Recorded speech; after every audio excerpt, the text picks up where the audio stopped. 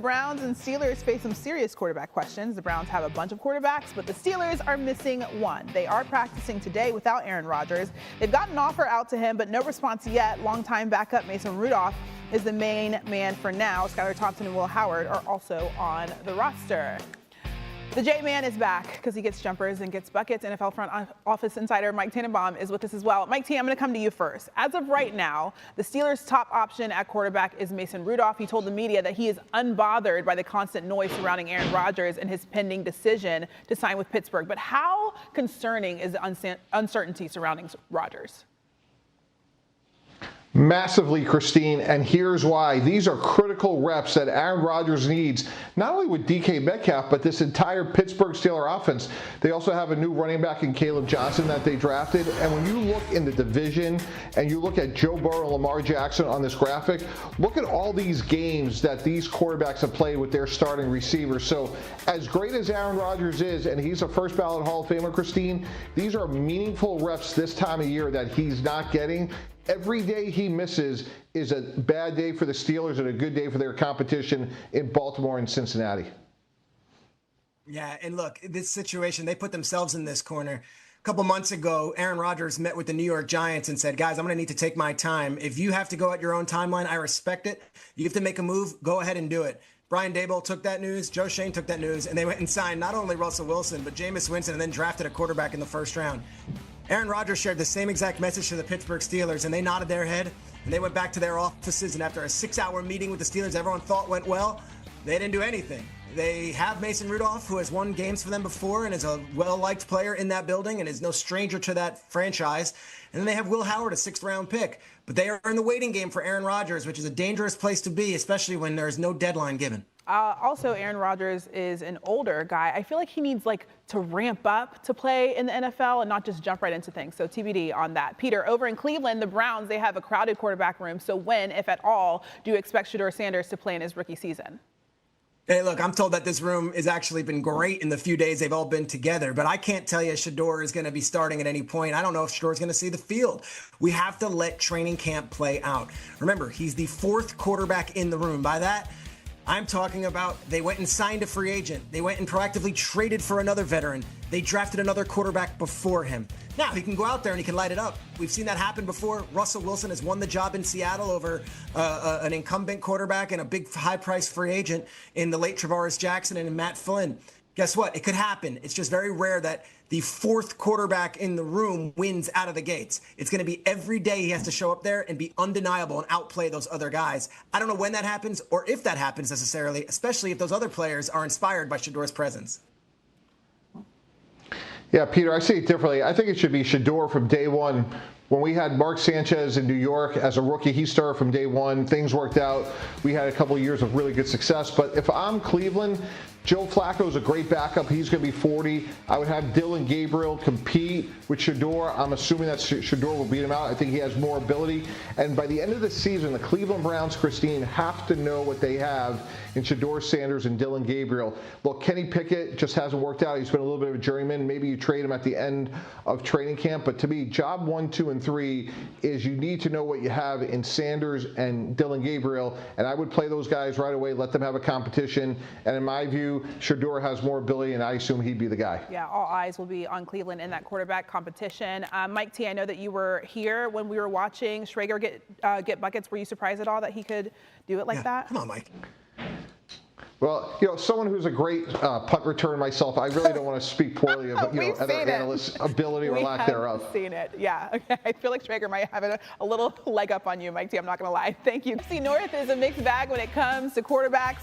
Ravens and Bengals are set. Browns and Steelers, not so much. Cleveland needs to replace the injured Deshaun Watson and has a bunch of quarterbacks in the mix, including Shedeur Sanders. Pittsburgh is waiting on Aaron Rodgers' decision and rolling with longtime backup Mason Rudolph. Steelers and Browns reporter Brooke Pryor and Daniel Oyefusi join us now on SportsCenter. Brooke, I'm going to start with you. What are the Steelers saying about what's missing without Aaron Rodgers being signed at this point? Well, Christine, when we talked with Mike Tomlin at owners' meetings in April, he said that this spring was about teaching and learning, and all of that team building is something that really doesn't happen until training camp. But that's not what tight end Pat Freiermuth told me when I talked with him after Tuesday's practice. He said they're doing a lot of base install of this offense. He said that this spring, these 8 practices between OTAs and minicamp are important for this team to all get on the same page so that by the time they get to training camp in Latrobe, they can continue to hammer down those fundamentals and move forward and work out some of those details.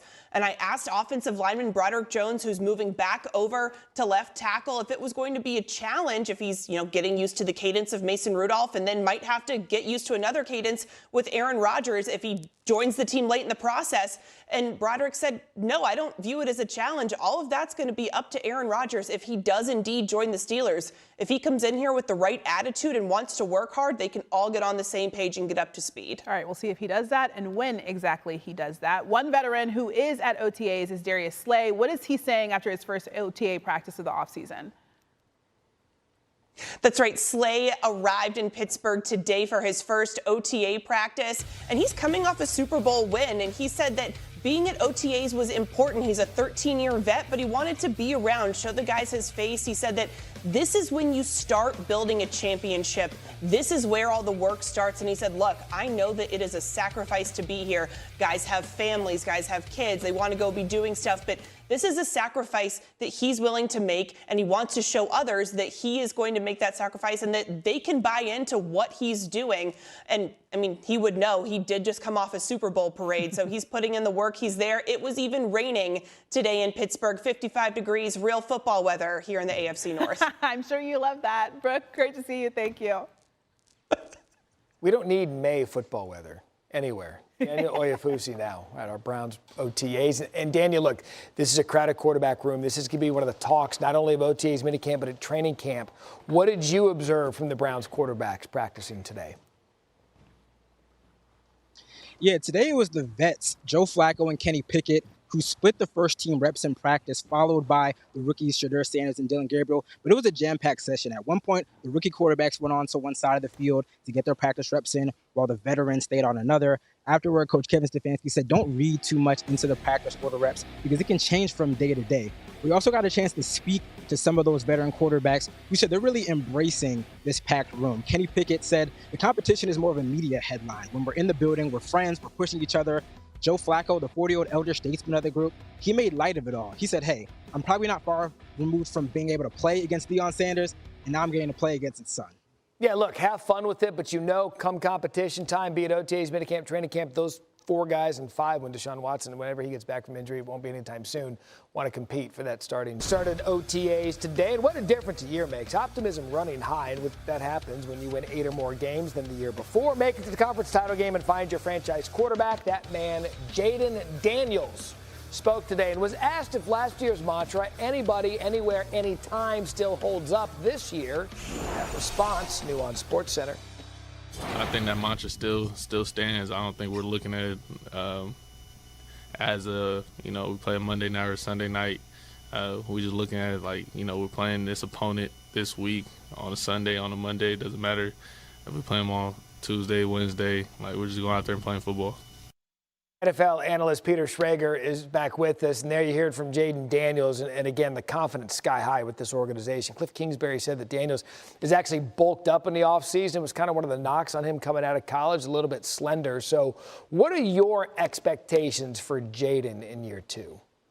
I share the same expectations that Commanders fans have, and I can tell you this firsthand from folks who work with the organization, perhaps on the coaching staff, that Jayden Daniels has taken this offseason and has dedicated it 100% to football. This is a gentleman who had the greatest rookie season we've ever seen at the quarterback position and wasn't doing advertisements and wasn't going on vacations and wasn't doing anything other than studying the playbook and getting better for year number 2. He's as cerebral as they come for a young quarterback, and the run that they had to finish the season, as great as we celebrate it, I can tell you firsthand from people in the building, they have a real bitter taste in their mouth after giving up 55 points and 7 rushing touchdowns to the Eagles. They feel like they had unfinished business, and it wasn't just a storybook season. Yeah, and look, they were a couple of years ahead of pace. Anyone who thought that the Commanders were going to the NFC Championship game last year were just lying to you because they didn't think that. But on the other end of the rookie spectrum, Jayden, phenomenal. Caleb Williams perhaps struggled a little bit. He was expected to speak today as well.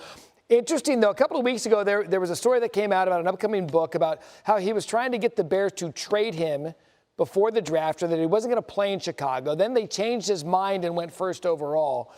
That's off the field. What are you hearing about now and Caleb and how he's approaching this upcoming season after a disappointing rookie year? Yeah, it's also distant history. It's almost like it was a different regime. Now, yes, Ryan Poles and the McCaskies were the ones who drafted him. But Seth Wickersham's book is going to reveal some things from January of 2024. And we're now sitting here as we're entering June of 2025. And there's a new coaching staff, a new quarterback's room, and there's all sorts of new weapons. There's great optimism for Caleb Williams. And oh, by the way, as much as his father and he might have discussed the possibility of exploring a John Elway or an Eli Manning type of situation and forcing their way out of Chicago, it didn't come to fruition. He still went there, even with a defensive head coach, even with no veteran quarterbacks in that room. Now you add the offensive genius that is Ben Johnson, this entirely new offensive coaching staff, and a guy like Case Keenum who could be that veteran leader. There are some great expectations in Chicago, and there's some great hope internally that this could be year one for Caleb Williams, that we can almost erase what happened last year. He wasn't supported enough. Now we start, and this is where this new regime goes. Yeah, you almost have to put an asterisk by it because it's not going to be the same situation for him this year, and you hope, based on the skill set that we know that he has, that he gets comfortable and lights up the NFL like he did in college. Peter. Hôm nay mình sẽ hướng dẫn các bạn cách làm một chiếc mũ đội đầu đơn giản từ len cho búp bê nha. Nguyên liệu của mình đây, mình sẽ sử dụng hai màu sắc len như thế này để làm này. Màu hồng và màu xanh nhá, sẽ kết hợp để tạo ra một chiếc mũ len thật là xinh. Size thì sẽ là size mini để cho búp bê đội nha mọi người. Dùng kim móc len này và kéo để cắt những cái phần len thừa nha. Rồi bây giờ mình sẽ bắt tay vào làm. Mình sẽ sử dụng cái phần len màu xanh này trước nhé.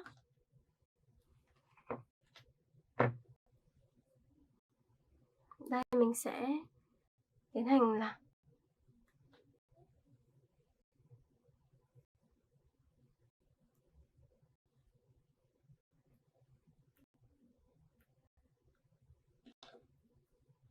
rồi bây giờ sẽ móc một cái hình tròn nhé.